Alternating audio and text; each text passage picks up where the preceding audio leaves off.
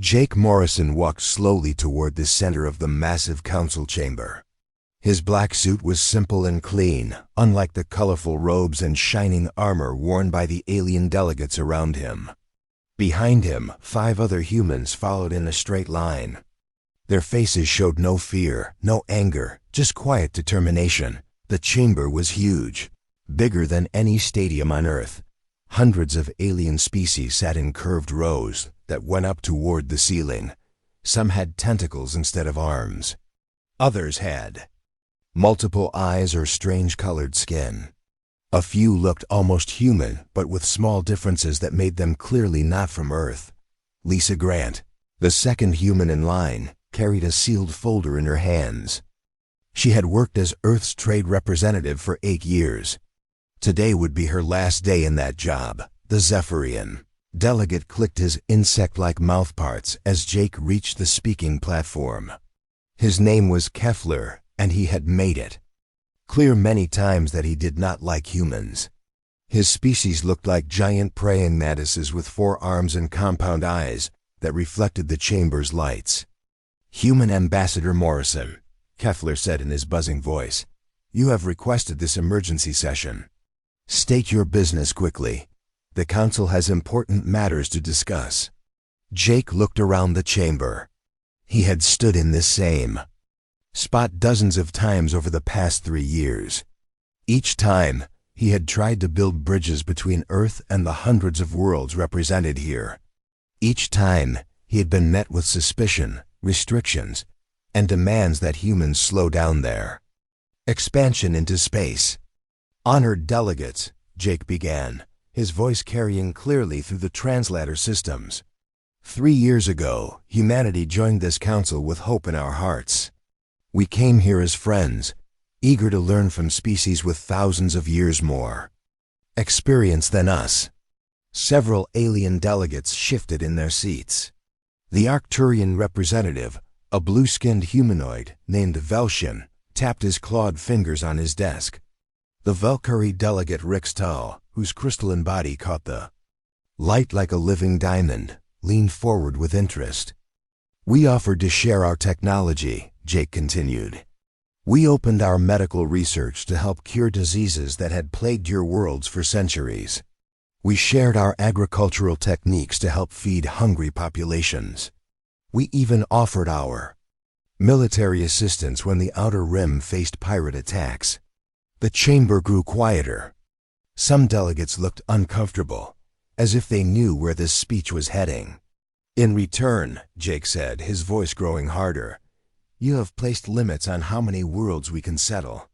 You have restricted our trade routes. You have demanded that we ask permission before exploring new star systems. You have treated us not as partners, but as children who need to be controlled." Kefler's mandibles clicked angrily.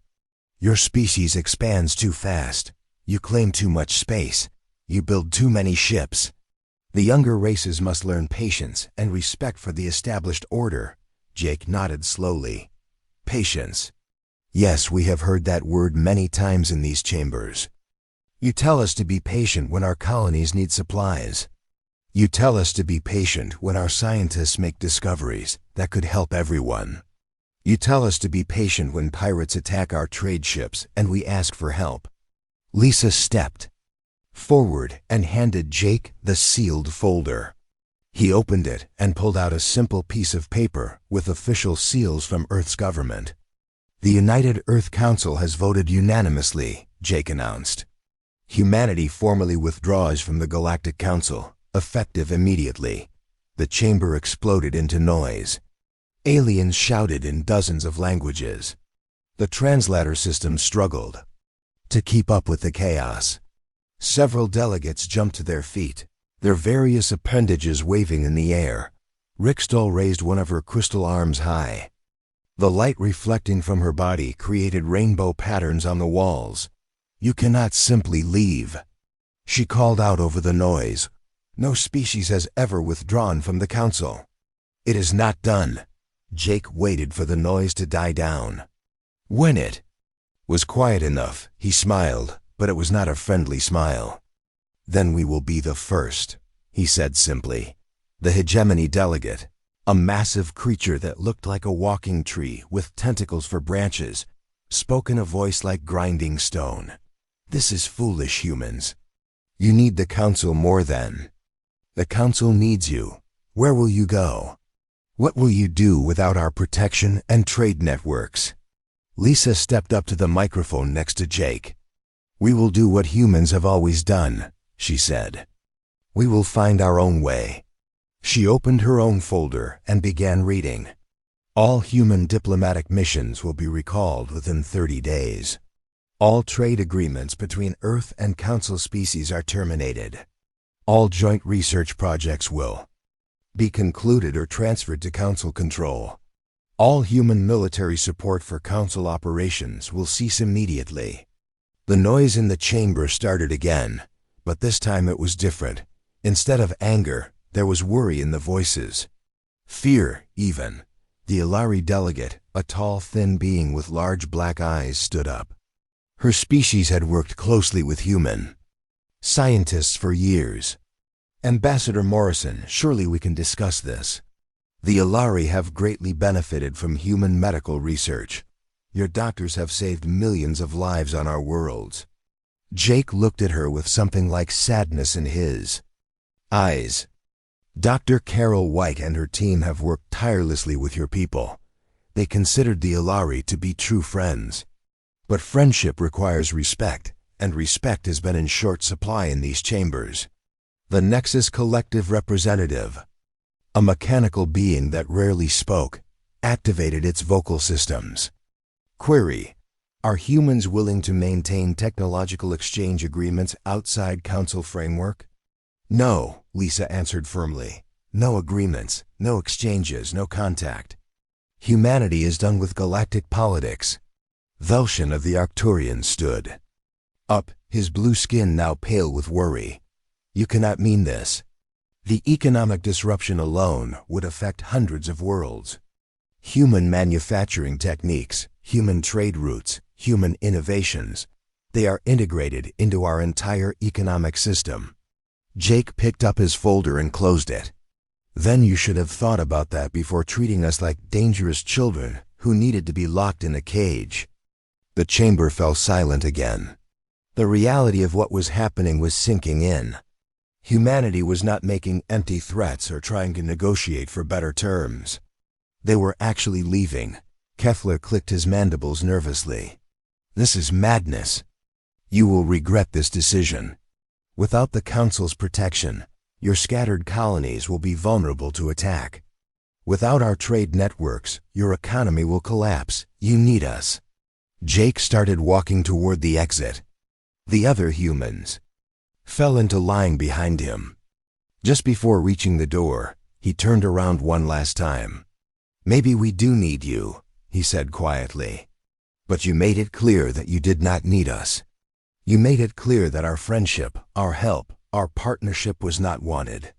So we are giving you exactly what you asked for, a galaxy without humans in it.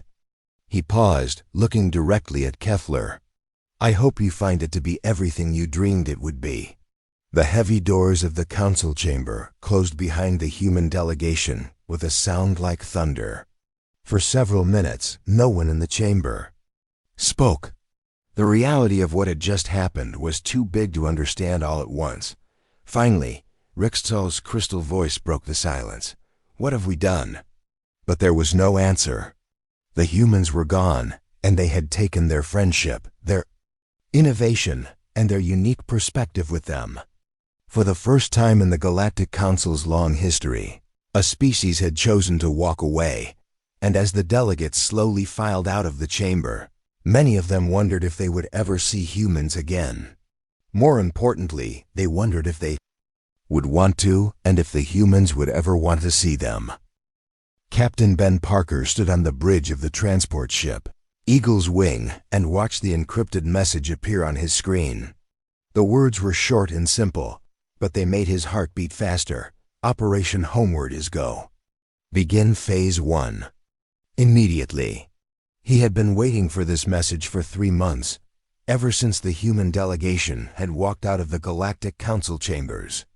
Every human in space had been waiting for it. Now it was time to show the galaxy what humans could do when they worked together. Ben turned to his communications officer, a young woman named Kate Miller. "Send the signal to all ships in the fleet," he said quietly. "Use the special frequency. Tell them the vacation is over and it's time to go home." Kate nodded and began typing on her console. Across human space, similar messages were being sent. To every colony, every space station, every mining operation, and every research facility. The largest coordinated movement in human history was about to begin. On the planet New Geneva, Governor Amy Sullivan stood in her office looking out at the city she had helped build over the past 10 years. The tall buildings gleamed in the morning sun, and the streets were full of people going about their daily lives. Most of them had no idea that everything was about to change. Her assistant, Kevin Brooks, knocked on the door and entered. He carried a tablet with long lists of names and numbers. "The evacuation ships are starting to arrive," he said. "The first wave should be here by tomorrow." Amy sighed and turned away from the window. "How long do we have?" 6 months for complete. "Evacuation," Kevin replied. "Priority goes to essential personnel first, then families with children, then everyone else.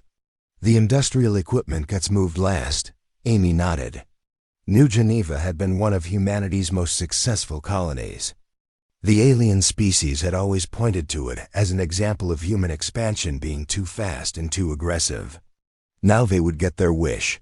The planet would be empty within 6 months. "What about the infrastructure?" Amy asked. "The power plants, the water treatment facilities, the transportation networks?" Kevin consulted his tablet. "Orders are to dismantle everything we can move and destroy everything we can't.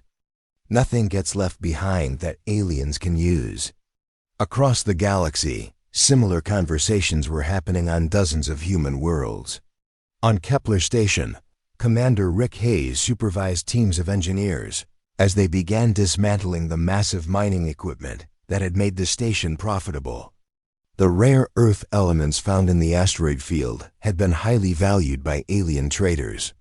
Now every piece of machinery was being carefully packed for transport. "Are we really taking everything?" asked his chief engineer, a man named Tony Clark. Rick watched as a huge mining laser was detached from its mounting and loaded onto a cargo ship. "Everything," he confirmed. "Every bolt, every wire, every computer chip. When we leave, this place will be nothing but empty tunnels and dead rocks." The aliens were slow to understand what was happening. For the first few weeks after the council meeting, many alien leaders assumed that humans were just making empty threats. They expected humanity to come back to the negotiating table with their tails between their legs, ready to accept whatever terms the council offered. The Arcturian Trade Union was the first to realize that something bigger was happening. Velshan, their chief negotiator, had tried to contact Earth 3 times in the past month. Each time, he received the same polite but firm response: "Humanity is no longer accepting diplomatic communications. Please direct all inquiries to your local human embassy for assistance with closing procedures." Worried about losing profitable trade deals, Velshan decided to visit Earth in person. His ship, the Blue Dawn, arrived at Earth's orbital space 3 weeks after the council meeting. What he found there shocked him. The massive orbital stations that had served as trade hubs were almost empty. The few humans still there were busy packing equipment into cargo containers. When Velshan requested permission to dock, he was directed to a small maintenance bay instead of the grand diplomatic dock he had used many times before. Admiral Susan Clark met him at the airlock. She was a tall woman with gray hair and tired eyes. She had been managing Earth's orbital defenses for 15 years and had worked with alien traders for most of that time. "Admiral Clark," Velshan said, extending his hand in the human greeting. He had learned, "I am here to discuss the recent misunderstanding between our peoples. Surely we can find a solution that benefits everyone." Susan shook his hand but did not smile. I'm afraid there's no misunderstanding, Ambassador Velshan. Humanity has made its decision. We are withdrawing from all galactic affairs. Velshan looked around the nearly empty station. But this is madness. The trade relationships we have built over the years, the joint projects, the mutual benefits, you cannot simply abandon all of this. We're not abandoning anything, Susan replied calmly. We're taking it with us. She led him to an observation window that looked out into space. Hundreds of ships moved between Earth and the orbital stations, carrying cargo containers and equipment. The ships were of all sizes, from small personal transports to massive industrial haulers. Where are you taking it all? Velshan asked. Susan turned to look at him directly. That's not your concern anymore, Ambassador. Humanity appreciates your past business relationship, but we are no longer accepting new contracts or extending existing ones. I must ask you to complete your business here and depart within 24 hours. Velshan tried to argue, but Susan was polite and firm. There would be no negotiations, no discussions, and no changes to humanity's decision. The Arcturian left Earth space feeling confused and worried. The Zephyrians were the next to investigate. A military scout ship commanded by Officer Ketan arrived at the human research station on Titan's Edge 2 months after the council meeting.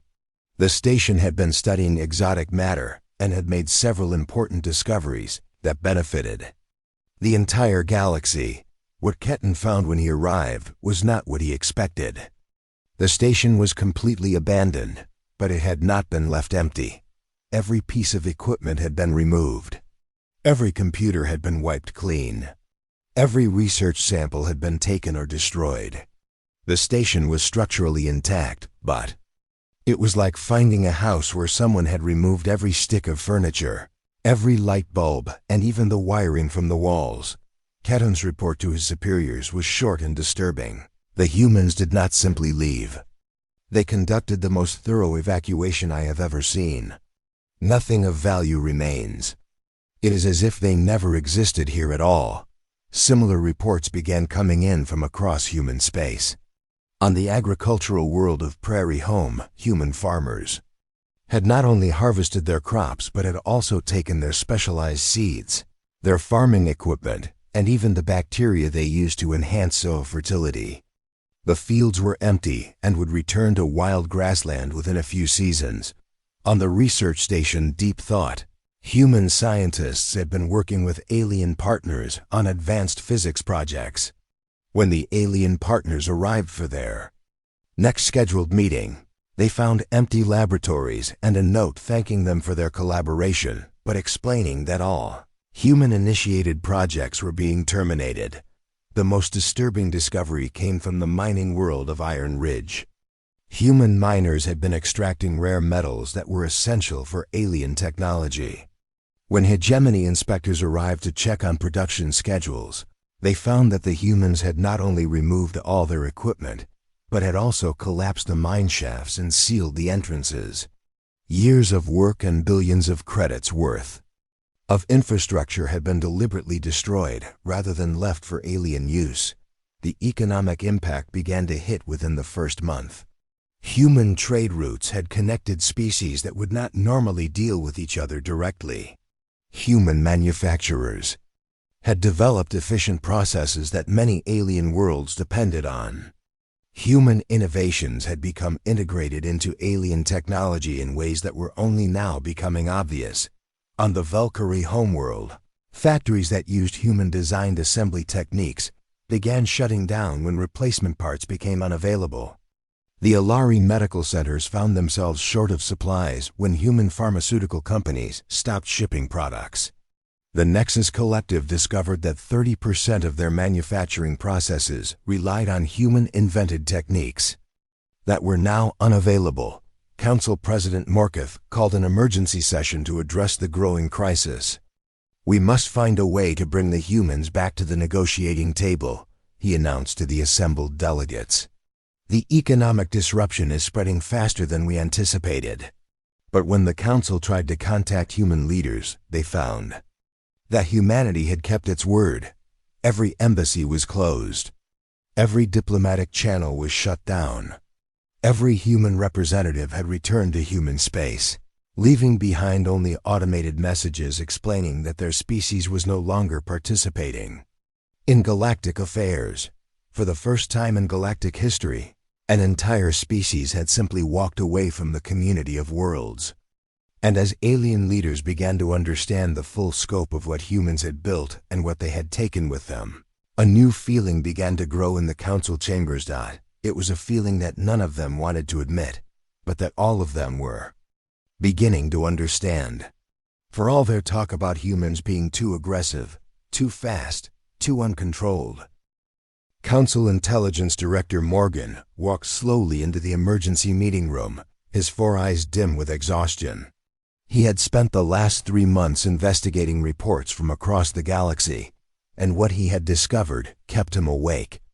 At night, the folder in his hands contained information that would change how the Council viewed humanity forever.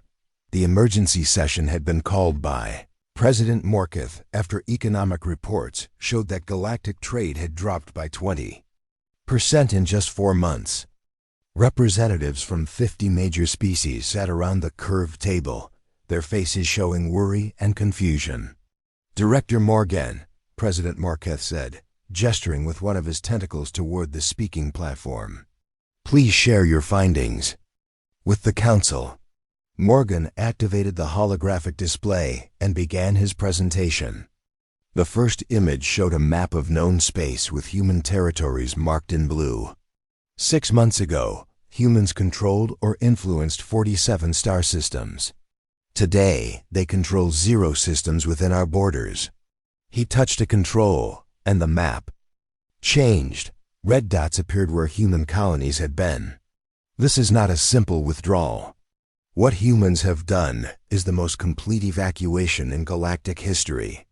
They have removed themselves so thoroughly that in some cases, we can barely tell they were ever there.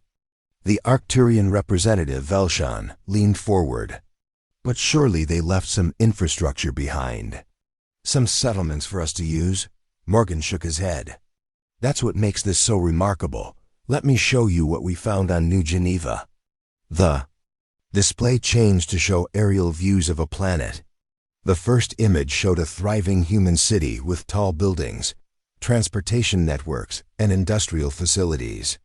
The second image showed the same location 6 months later. It was completely empty, not abandoned, Morgan emphasized. Empty. They dismantled everything they could move and destroyed everything they couldn't. The power plants were taken apart piece by piece. The water treatment facilities were drained and disassembled. Even the roads were torn up and the materials taken away. Delegate Rickstall's crystal body flashed with nervous energy. But why? What could they possibly do with used road materials? That's the question that has been keeping me awake, Morgan replied. They didn't just take valuable items. They took everything. Scrap metal, electronic components, even processed soil from their agricultural areas. It's as if they wanted to make sure that no trace of human presence remained. The next image showed the mining station at Kepler 442b. What had once been a massive operation extracting rare elements was now just empty tunnels and dead rock.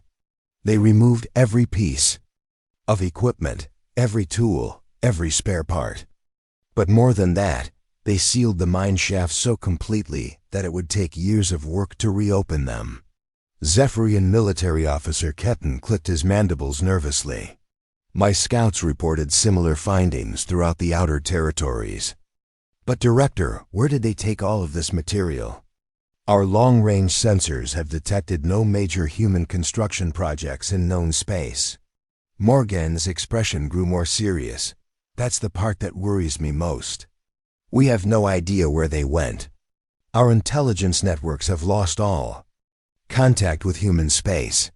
It's as if an entire species has simply vanished.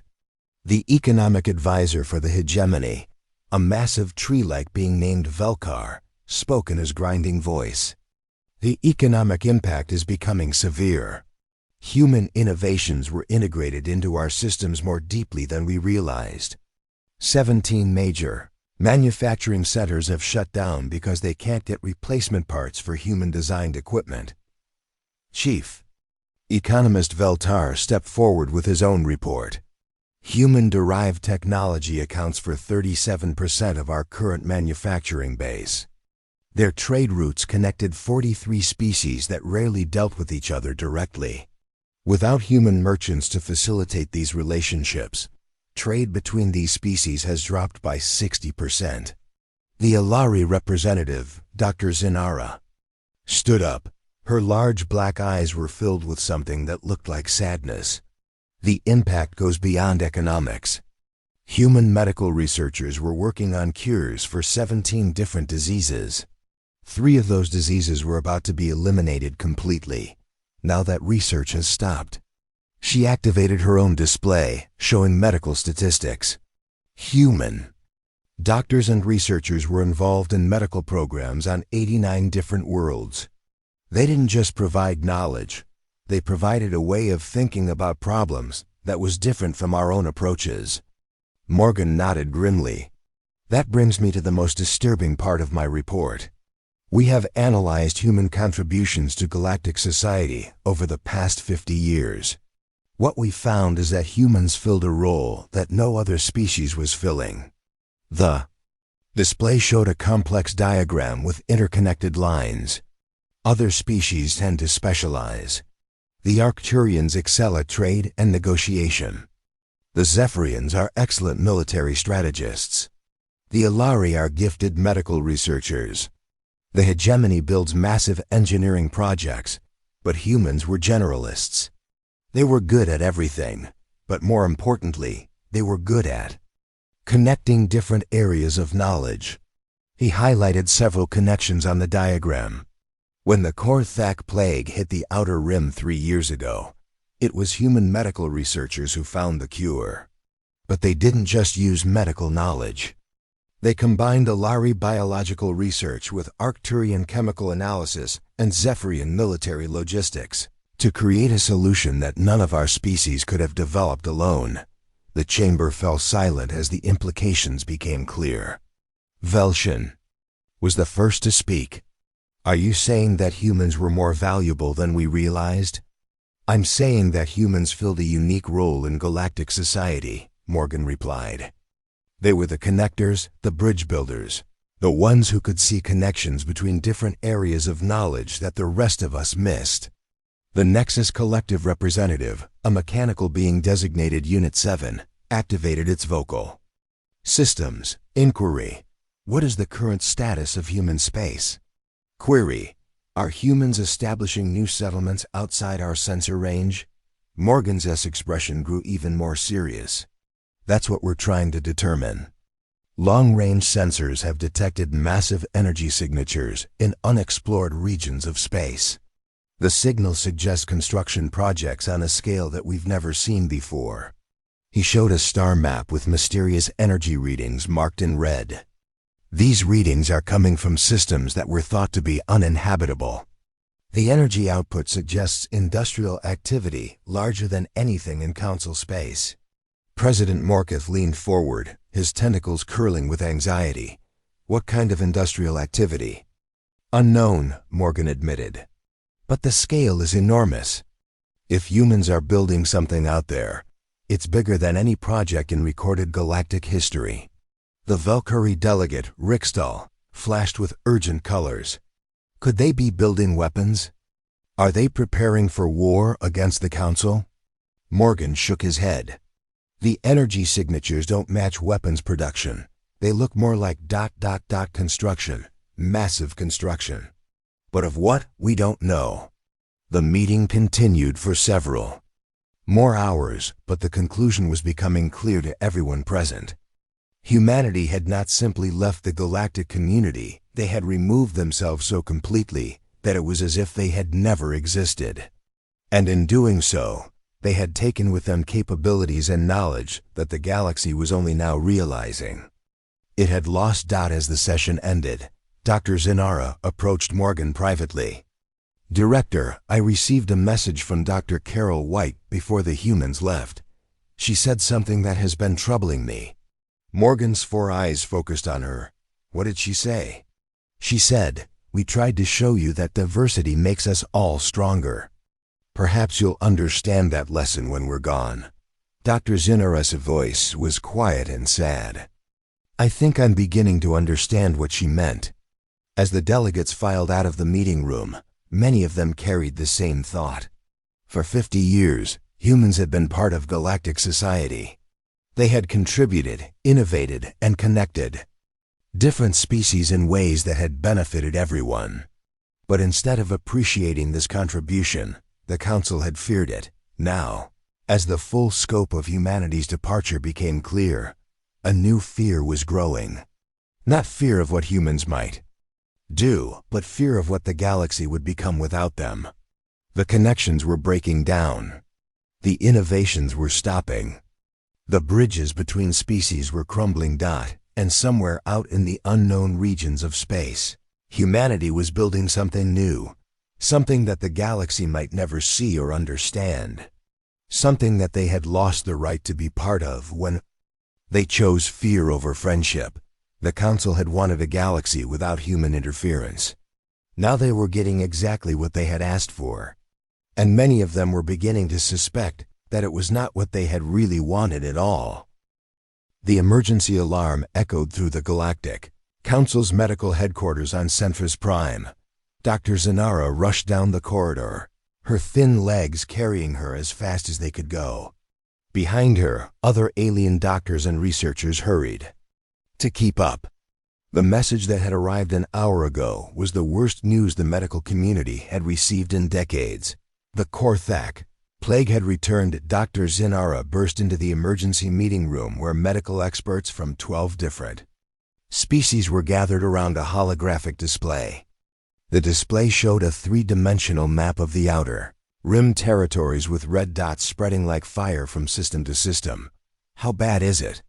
she asked Dr. Morville, the hegemony's chief medical officer. Dr. Morville's bark-like skin was pale with worry. "Worse than before. This new strain affects not just organic species, but also attacks the biomechanical systems that many species use for life support. The Signari are already reporting 20% casualties on their homeworld." Dr. Zinara stared at the spreading red dots on the map. 1 year ago, when the first Korthak outbreak had occurred, it had been contained within weeks. The solution had come from human medical researchers led by Dr. Paul Miller and Dr. Helen Ross. They had worked with alien doctors to create a treatment that used innovative combinations of different species. Medical knowledge. Have we tried to recreate the human treatment protocol? Asked Dr. Kethrim, a Zephyrian medical specialist. Dr. Morville shook his massive head. "We have the basic formula, but the humans were constantly modifying it based on new information. They had a way of adapting treatments in real time that we cannot replicate. Their approach was not just about following procedures, it was about thinking differently about the problem." Dr. Zinara pulled up the files from the previous outbreak. The human medical team had done something that still amazed her. Instead of treating the plague as a purely medical problem, they had approached it from multiple angles. They used Ilari biological research to understand how the plague attacked different species. They used Arcturian chemical analysis to identify weaknesses in the plague organism. They used Zephyrian military logistics to distribute treatments quickly across multiple worlds. "The humans didn't just treat the disease," she said quietly. "They treated the entire crisis. Medical, logistical, social, economic. They saw it all as one big problem that needed one big solution." Dr. Kethrim clicked his mandibles in frustration. "But we have all the same resources they had. We have Ilari biologists, Arcturian chemists, Zephyrian logistics experts. Why can't we do what they did?" The answer came from Dr. Velshin, an Arcturian researcher who had worked closely with the human medical team. "Because we think like our individual species. The Ilari focus on biology, The Arcturians focus on chemistry. The Zephyrians focus on logistics. But humans thought like humans. They saw connections that we don't see. The meeting continued for hours, but no breakthrough came. The plague continued to spread, and alien medical experts struggled with solutions that seemed obvious in hindsight, but impossible to implement without human insight. Meanwhile, in the military command center, on Rigel Station, Commander Kefler faced his own crisis. The Sigma Quadrant was under attack by a new type of pirate fleet that used tactics unlike anything the Zephyrian military had encountered before. "Show me the battle reports again," Kefler ordered his tactical officer. The holographic display showed the locations of recent pirate attacks. The pattern made no sense according to traditional military thinking. The pirates attacked valuable targets, but they also attacked seemingly worthless locations. They used advanced ships, but they also used old, outdated vessels. Their formations looked chaotic, but somehow they were winning battles against superior forces. "Have we tried standard counter-piracy tactics?" asked Lieutenant Zorkin. Kefler's compound eyes reflected the light from the display. "We have tried everything in our tactical manuals. Formation attacks, supply line disruption, territorial denial, nothing works. These pirates fight like no one we have ever encountered." An older officer, Commander Velther, stepped forward. "Sir, these tactics remind me of something. During the border wars 5 years ago, humans used similar unpredictable strategies against the Outer Rim cartels." Kefler turned to look at him. "What do you mean?" "Human military thinking was different from ours," Velther explained. "We plan battles like chess games, logical, structured, predictable. Humans plan battles like they were solving puzzles that had no set rules. They would combine tactics that should not work together, but somehow they made them work." The commander pulled up old battle reports from human military operations. "Look at this engagement from 3 years ago. Human ships attacked a pirate base using a combination of Zephyrian formation tactics, Arcturian stealth technology, and hegemony brute force strategies. No single species would have thought to combine these approaches, but humans made it work." Kefler studied the reports. The human approach had been to take the best ideas from different species and combine them in ways that were completely unexpected. It was not better or worse than traditional military thinking. It was different. And that difference had made them incredibly effective. "Without human strategic input," Velther continued, "our military responses have become more predictable. We fight the way Zephyrians fight, which means our enemies can prepare for us." Across the galaxy, similar problems were emerging in every area where humans had been involved. The Arcturian Trade Union was struggling with negotiations between species that had previously relied on human mediators. Without humans to bridge cultural differences, trade agreements that had taken years to build were falling apart in months.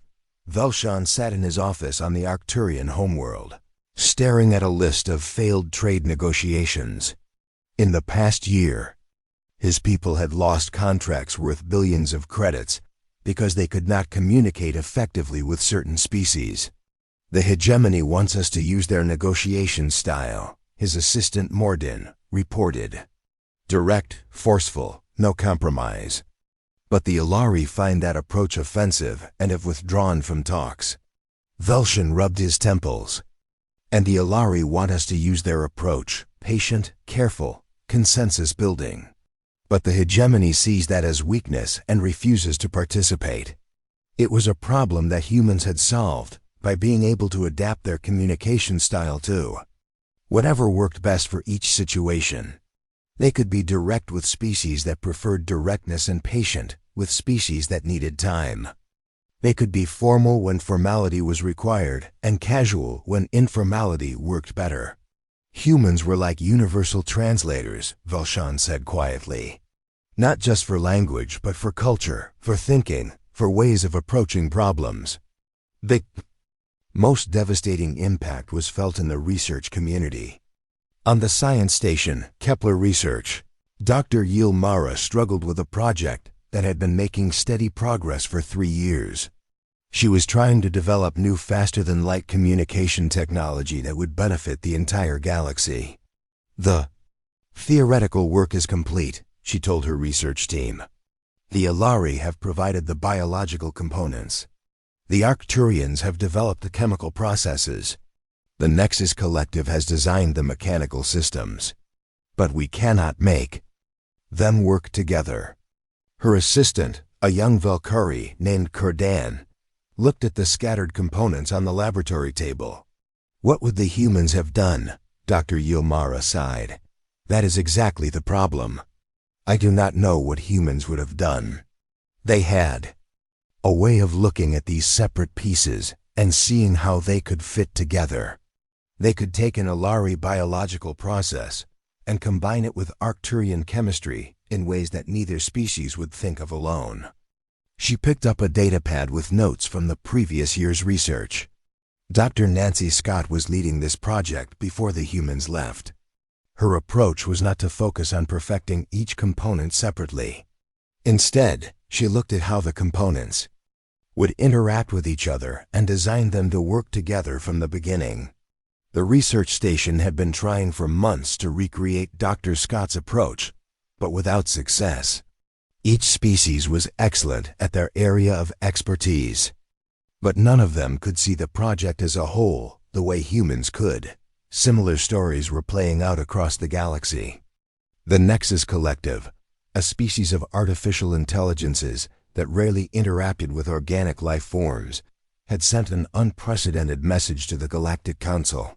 It was the first time in recorded history that the collective had initiated contact with the Council rather than simply responding to requests. The message was short but stunning. Query: location of human collective. Assessment: human logical innovations demonstrated superior efficiency in organic-synthetic cooperation. Request: diplomatic contact for mutual benefit agreements. Even the galaxy's artificial intelligences recognized what the Council had lost. As reports continued to flood in from across the galaxy, a picture emerged of a galactic civilization that was slowly but steadily declining. Not collapsing, the various species were too advanced and stable for that, but losing the energy and innovation that had driven progress for the past 50 years. The connections between species were weakening. Research projects were stalling. Military responses were becoming predictable. Trade relationships were falling apart. 5 years had passed since humanity walked out of the Galactic Council chambers. President Morkith stood at the center of the Great Assembly Hall, his tentacles moving slowly as he prepared to deliver the most difficult speech of his long career. The chamber was fuller than it had been in years, with representatives from species that had not attended council meetings since the human departure. The holographic displays around the chamber showed statistics that told a story of decline. Galactic trade was down 40%. Scientific advancement had slowed to levels not seen in centuries. Military conflicts in the outer territories had increased as pirates and raiders took advantage of predictable alien responses. 12 smaller species had withdrawn from council oversight, following humanity's example. Fellow delegates, Morkith began, his voice carrying across the silent chamber. We gather today to confront a truth that many of us have been unwilling to face. 5 years ago, we believed that removing humanity from our community would bring stability and order to the galaxy. We were wrong. The admission sent ripples of murmur through the assembled delegates. For 5 years, many had clung to the hope that the problems plaguing the galaxy were temporary, that alien civilization would adapt and recover. The statistics made it clear that adaptation was not happening. Delegate Riksdal's crystal body flashed with nervous energy. President Morkith, surely the economic problems are temporary. Our species survived for thousands of years before humans joined the galactic community. Morkith nodded slowly. Yes, we survived. But we did not thrive the way we did with humanity as part of our community. Director Morgan, Please present your analysis." The intelligence director stepped forward, looking older and more tired than he had 5 years ago. The data is clear. In every measurable category, galactic civilization has declined since humanity's departure. But the numbers only tell part of the story. He activated the main display, showing a complex web of connections between different species. This represents galactic cooperation before humanity's departure. Notice the connections between species that rarely interacted directly. The display changed, showing the same web 5 years later.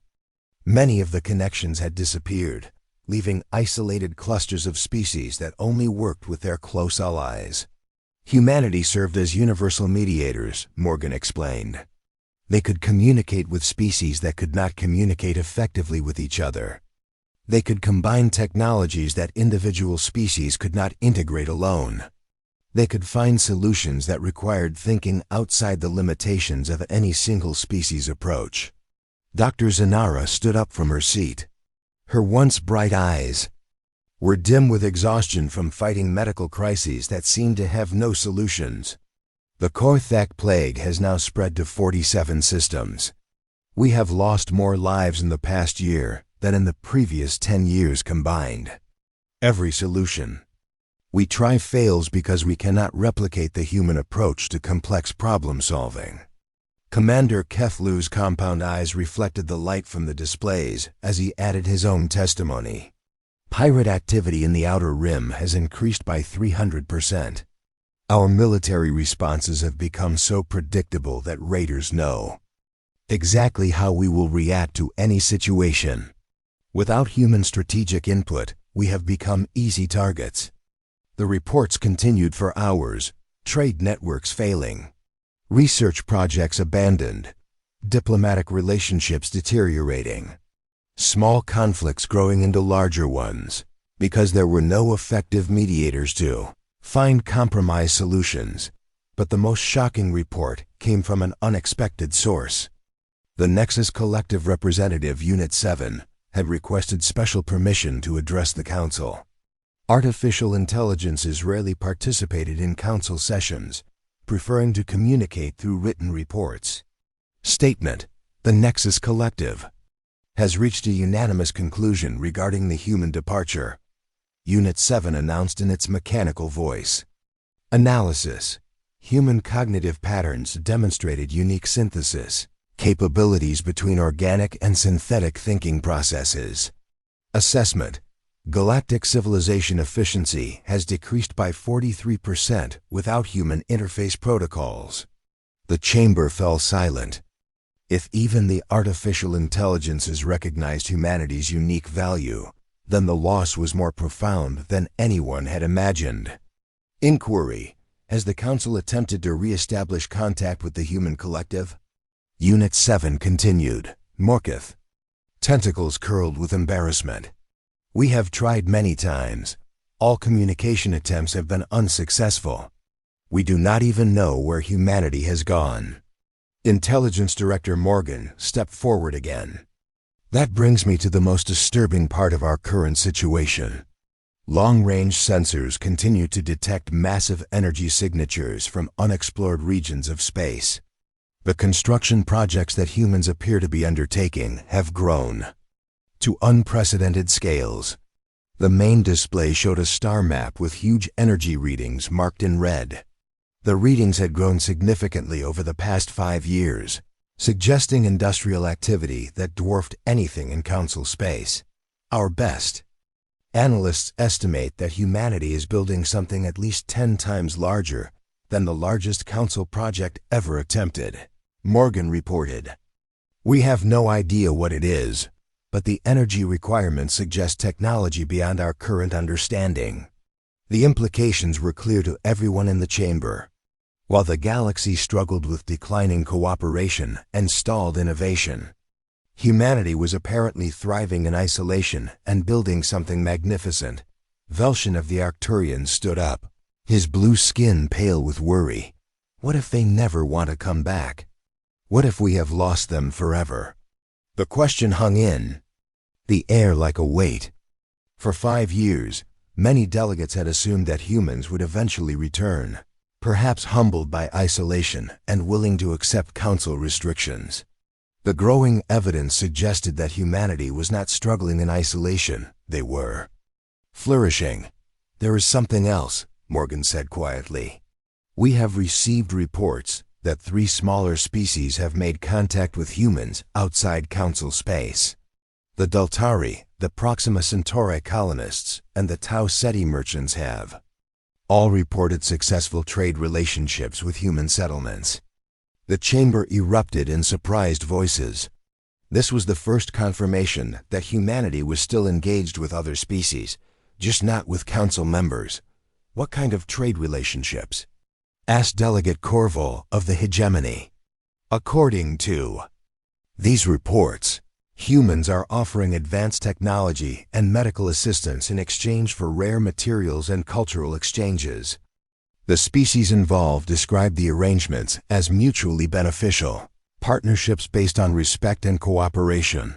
The contrast was obvious to everyone present. While the Council had tried to control and restrict humanity, these smaller species were apparently being offered genuine partnerships. President Morketh raised one of his tentacles for silence. "It is time for this Council to acknowledge the truth. We made a grave error in judgment regarding humanity. We allowed fear and prejudice to cloud our reasoning. We treated potential partners as threats and cooperation as a weakness to be exploited." He paused, looking around the chamber at delegates who had spent years arguing that humanity needed to be controlled. "The humans offered us their friendship, their knowledge, their unique perspectives on solving problems. They asked only to be treated as equals, to be allowed to grow and explore at their own pace. Instead, we demanded that they conform to our expectations and accept limitations that we would never accept for our own species." The formal resolution that followed was unanimous, though it came 5 years too late. The Council officially acknowledged its error in judgment regarding humanity. All previous restrictions and limitations were rescinded. A standing invitation for diplomatic contact was established, but there was a problem. The Council had no way to deliver this message to humanity.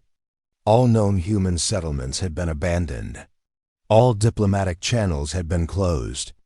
Humanity had vanished so completely that the galaxy had no way to apologize for its mistakes. The final speaker of the day was Dr. Zinara. She walked slowly to the center of the chamber, carrying a small datapad with a message she had saved. "For 5 years, before the humans left, Dr. Carol White sent me a personal message. She had worked with our medical teams for 8 years and had become a close friend. I would like to share her final words with you." She activated the datapad, and Dr. White's voice filled the chamber through the translation systems. "My dear Zinara, by the time you hear this message, we will be gone. I want you to know that leaving breaks my heart. The work we did together, the lives we saved, the friendships we built, these were the best years of my career. But we cannot stay where we are not wanted." The recording continued. "We tried to show the galaxy that diversity makes us all stronger. We tried to demonstrate that different ways of thinking, when combined with respect and cooperation, can solve problems that no single approach can handle. Perhaps someday the Council will understand this lesson. Perhaps someday they will realize that we were never trying to dominate or control anyone. We were only trying to help build something better together." The message ended with words that would be remembered long after the session concluded. "We hope that someday the galaxy will be ready for true partnership. When that day comes,